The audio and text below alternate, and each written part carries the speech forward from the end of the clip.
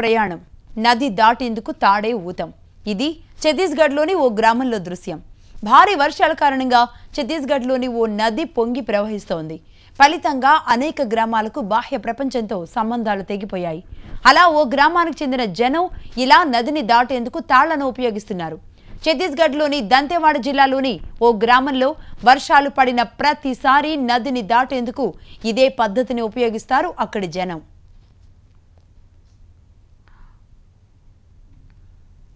మహిళలు, పిల్లలు, ముసలివాళ్లు అనే తేడా లేదు. ఊరు దాటాలంటే ఎవరైనా ఈ తాడు సాయంతోనే వెళ్ళాలి. పట్టు తప్పితే ప్రాణాలు హరి అనాల్సిందే. ఏమాత్రం అజాగ్రత్తగా ఉన్నా జల సమాధి అవుతారు. ఇలాంటి ప్రమాదకర పరిస్థితులు ఉన్నా తప్పనిసరి పరిస్థితుల్లో ఊరు దాటి వెళ్లే వాళ్లకు కష్టాలు తప్పడం లేదు. ఛత్తీస్గఢ్లో ఎప్పుడు వర్షాలు వచ్చినా ఈ గ్రామానిది ఇదే దుస్థితి.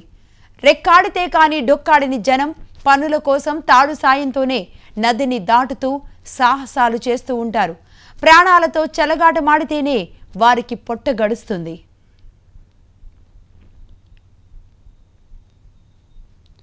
తాళ్ల సాయంతో నదిని దాటాలంటే తమకు చాలా భయమేస్తోందని, ఒంటరిగా వెళితే కొంతవరకు సమస్య లేదు, కానీ చేతిలో ఏదైనా బరువులు, బ్యాగులు ఉంటే చాలా ఇబ్బంది పడాల్సి వస్తోందని, వర్షాకాలం ప్రతి సంవత్సరం ఇలాంటి పరిస్థితే ఉంటుందని వారు చెబుతున్నారు.